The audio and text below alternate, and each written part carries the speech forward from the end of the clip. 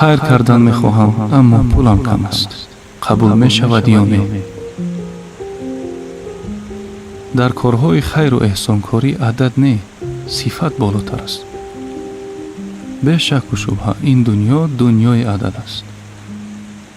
عدد پول، عدد مالکیت، ماشین، خانه و در و دیگر و دیگر.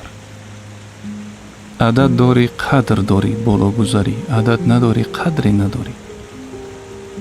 اما پروردگار مهربان قبول کننده خیر و صدقات مثل ما انسان ها عدد پرست نیست. او به ظاهر ما، مال و ملک ما کار ندارد. او به قلب های شما نظر می کند. فرمودند پیامبر ما. نظر پروردگار به مقدار خیر بندگانش نیست. او به نیتشان کار دارد.